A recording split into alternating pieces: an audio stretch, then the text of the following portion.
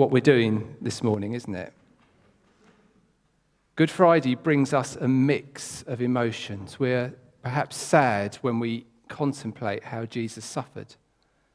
Maybe we're ashamed of our own sins that have put him on the cross. And also we can be joyful because we know how the story ends. We know that Jesus Christ will triumph over death and sin. But at the first Easter, Jesus' followers didn't know how this would turn out. So we're going to be looking at Mark chapter 15 this morning, just recounting the familiar events of this narrative. Yesterday, last night, Thursday, Jesus has eaten his last Passover with his disciples. He has been betrayed by Judas Iscariot.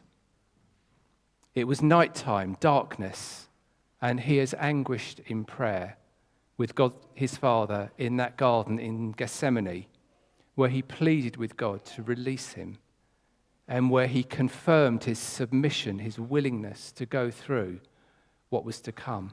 A violent armed mob came and grabbed him on behalf of the priests, the teachers of the religious law, and the elders, and took him to the high priest's home, where people tried to bring false evidence against him. But Jesus was silent. He didn't defend himself. And he answered just one question that he was asked that Jez spoke to us about last Sunday.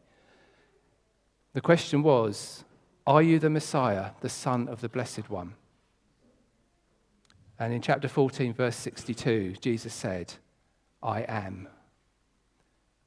This, in their eyes, was blasphemy. You weren't allowed to say you were the Son of God, even if you really were. The high priest tore his clothes, and they all agreed that Jesus was guilty of blasphemy, and therefore the punishment for this was death. Then some of them began to spit at him. They blindfolded him. They beat him with their fists. "Prophesy to us," they jeered. And the guards slapped him as they took him away. Notice the only thing that Jesus said he was. It was as though Mark wants to emphasize this. That's all that Jesus said, who he was. And as we go on, Mark is so clear also about Jesus' silence in respect to all the other questions, all the taunting, all the mocking that he experienced. I was reminded of the verses in Isaiah 53 about the suffering servant, in particular, verse 7, "He was oppressed and afflicted, yet he did not open his mouth. He was led like a lamb to the slaughter, and as a sheep before its shearers is silent, so he did not open his mouth." So as we move on to chapter 15, picture yourself there. Picture yourself as present. It begins very early in the morning. It was nighttime, really. I'm just going to read through parts of chapter 15 as the narrative progresses. Put yourself there as a witness, as an observer. So very early in the morning, verse 1 of chapter 15, the leading priests, the elders, and the teachers of the religious law, the entire high council, met to discuss their next step. They bound Jesus, led him away, and took him to Pilate, the Roman governor. It was only Pilate that actually was able to bring about the death sentence. Pilate asked Jesus, "Are you the king of the Jews?" Jesus replied, "You have said it." Then the leading priests kept accusing him of many crimes, and Pilate asked him, "Aren't you going to answer them? What about all these charges they're bringing against you?" But Jesus said nothing, much to Pilate's surprise. The only question that Jesus answered here in this interrogation before Pilate was, "Are you the king of the Jews?" "Yes," he said, "you have said it." Again, Jesus answers the question about who he is. Then the crowd asked Pilate to release a prisoner, which was a custom for him to do at this time of year. Pilate said, "Would you like me to release to you the king of the Jews?" The crowd chose Barabbas, who is described by Mark as a revolutionary who had committed murder in an uprising. Contrast Jesus, the rabbi, the teacher, with Barabbas, the murderer. The heat of the crowd was rising now. They were being wound up. There was shouting and noise. "What should I do with this man you call King of the Jews?" shouted Pilate. Again, Pilate is calling Jesus the King of the Jews. "Crucify him," replied the mob. Pilate ordered Jesus to be flogged with a lead-tipped whip and then turned him over to the Roman soldiers to be crucified. Mark uses these words, King of the Jews, to reinforce his message. Jesus is referred to as the King of the Jews 6 times in 32 verses. Imagine the scene. Pilate, Roman troops, an out-of-control mob, a bandit released from jail, and a truly innocent man. God in human form, allowing himself to be flogged with a vicious flail, and then to be taken away by battle-hardened, no-nonsense, tough, cynical, armor-wearing soldiers. They took Jesus to the courtyard of the governor's quarters. They called out the whole regiment to have some fun with Jesus. Verse 17 says they dressed him in a purple robe, and they wove thorn branches into a crown and put it on his head. Then they saluted him and taunted, "Hail, King of the Jews!" And they struck him on the head with a reed stick. They spit on him, dropped to their knees in mock worship. And when they were finally tired of mocking him, they took off the purple robe and put his own clothes on him again. And then they led him away to be crucified. Jesus was being mocked as King of the Jews, the king's crown, but of vicious, long thorns. And they were long thorns, they were like 2 inches long, jammed onto his head. The purple robe, purple, a colour associated with kings and important people. We see him being hit on the head with a stick, spat on, saluted, and taunted. Imagine what it would have been like for him.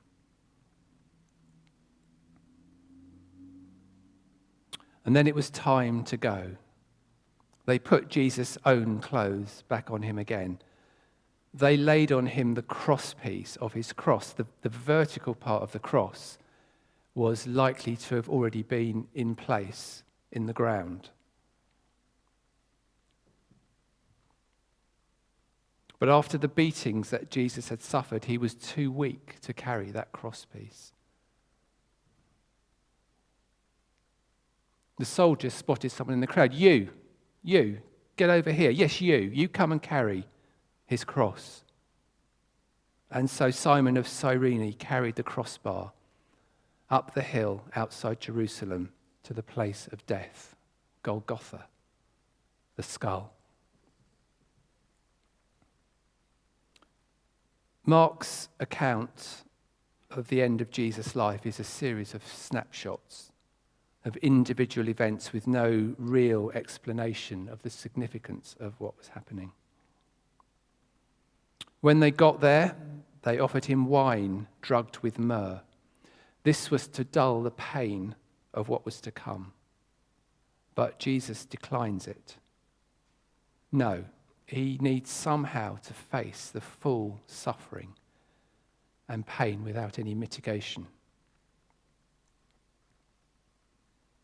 Then it says in verse 24, then the soldiers nailed him to the cross. So few words for this momentous event. It's presented as a fact. Then the soldiers nailed him to the cross. The Son of God, the King of the Jews, the Word who became flesh and lived among us. The Messiah, just nailed to a cross. It just kind of feels wrong to use so few words somehow, but that's what Mark does.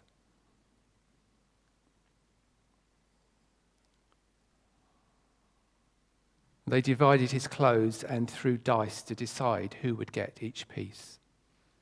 It was 9 o'clock in the morning when they crucified him. A sign announced the charges against him. It read, "The King of the Jews." 2 revolutionaries were crucified with him, one on his right and one on the left. And they lifted the cross high, and he hung there, naked, exposed, helpless, for all to see. And still the mockery continued. "Look at you now, Jesus. You said you were going to destroy the temple and rebuild it in 3 days. Well, go on then. Save yourself and come down from the cross." He saved others, but he can't save himself. Let this Messiah, this King of Israel, come down from the cross so we can see it and believe it.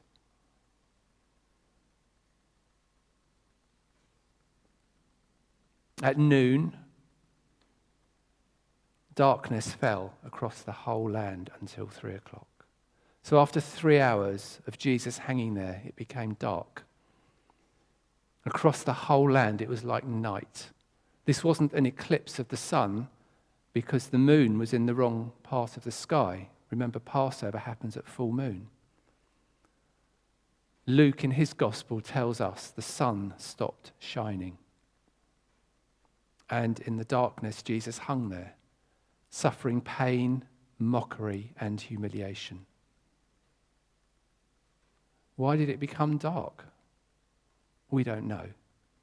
But I wonder whether this was an expression of the grief of God the Father as he watched his only son squirm and struggle and suffer. How awful this must have been for him.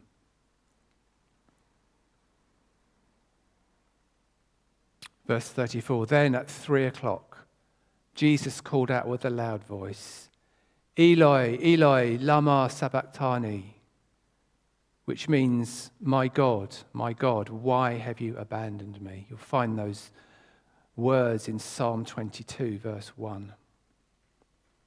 Some of the bystanders misunderstood and thought he was calling for the prophet Elijah.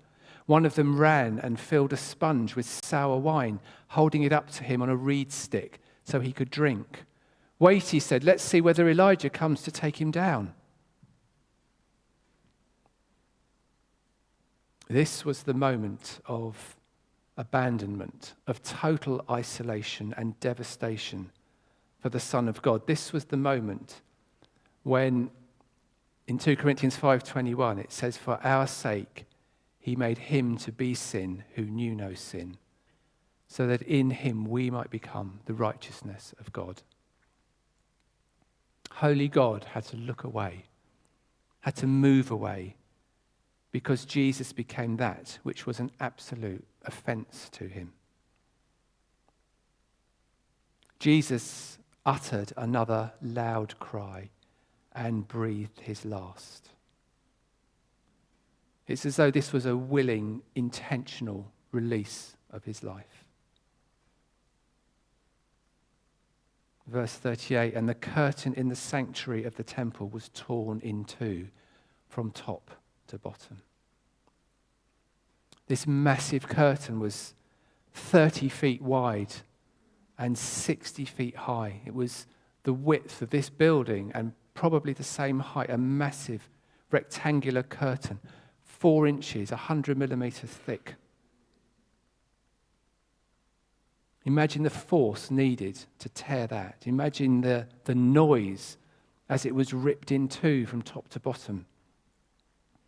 The curtain in the temple that Jesus had been speaking about earlier in Mark separated the holy place where priests ministered to God regularly from the Holy of Holies, where the immediate presence of God existed in some form. No one could enter that area except the high priest, who could go in just once a year. The curtain guarded that place. It reminded everyone that God was holy and that they were separated from him. Except now it didn't. Now the presence of God was open and accessible.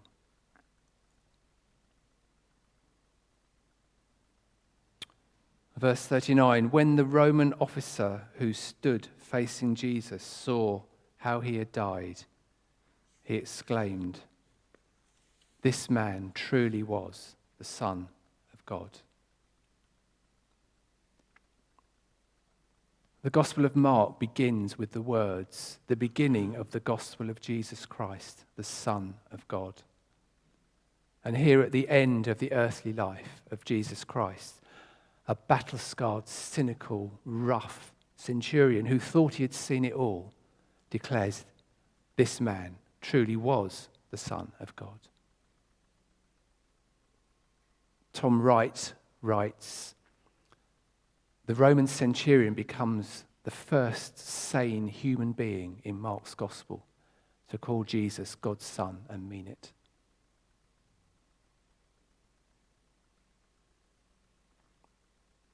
You know, Jesus wasn't actually totally alone. There's some women, including Mary Magdalene, Mary the mother of James and Salome, and others were at a distance, women who had cared for him and followed him. Verse 42. This all happened on Friday, the day of preparation, the day before the Sabbath. As evening approached, Joseph of Arimathea took a risk and went to Pilate and asked for Jesus' body. So this Joseph was an honoured member of the High Council. He was there during Jesus' interrogation. And he put his position and reputation on the line in asking for Jesus' body and taking it to his own tomb, where he wrapped the body and rolled a large stone over the entrance. And so the Jesus project came to an end. For his followers, this was the end. We know that the story hadn't actually finished there, but for them, the darkness that had covered them from midday until Jesus died at 3 p.m. still covered those women and the disciples and Jesus' followers.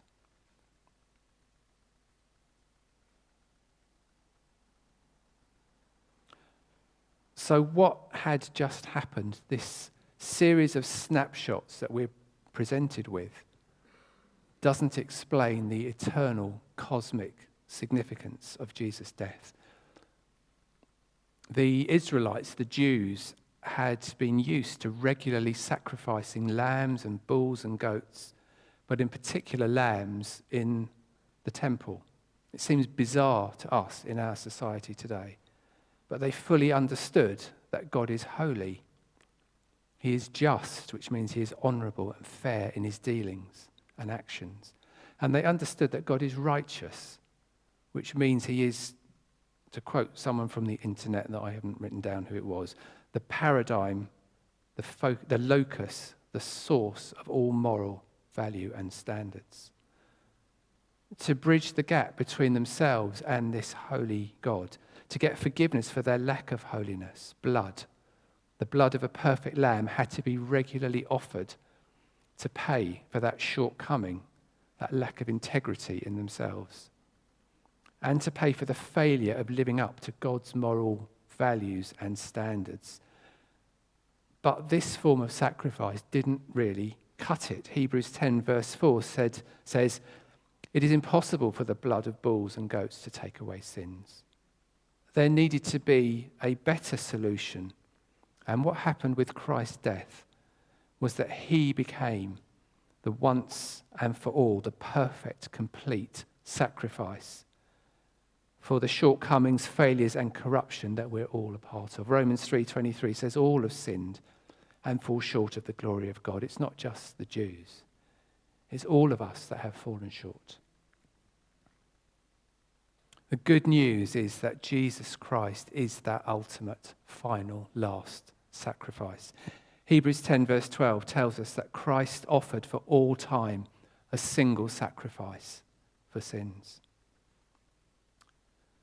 A once and for all event, Jesus Christ, the only begotten Son of the only living God, had given himself as a sacrifice to buy back mankind from the mastery of their sin and failure.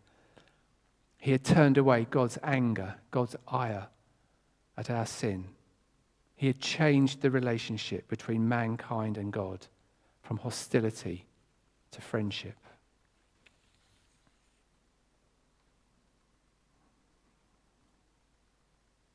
I think words from Isaiah 53 kind of sum up what had happened. Yet it was the Lord's will to crush him and cause him to suffer. And though the Lord makes his life an offering for sin, he will see his offspring and prolong his days, and the will of the Lord will prosper in his hand. After he has suffered, he will see the light of life and be satisfied. By his knowledge, my righteous servant will justify many, and he will bear their iniquities. Therefore, I will give him a portion among the great, and he will divide the spoils with the strong, because he poured out his life unto death and was numbered with the transgressors. For he bore the sin of many and made intercession for the transgressors. So, this Good Friday, picking up on Mark's theme, my question is, who do you say Jesus is? If he is God's Son, your Saviour, your perfect sacrificial lamb, then let's not be so familiar with what he has done that the events of that first Easter lose their wonder. As we consider the unique and incomparable significance of Christ's death, let's make sure our hearts are warmed and our eyes look in love at Jesus Christ, who loved you, loved us, and gave himself for us. And if we don't really know who Jesus is, I'd love to talk further with you and introduce you to the God who lived with us and gave himself for each one of us.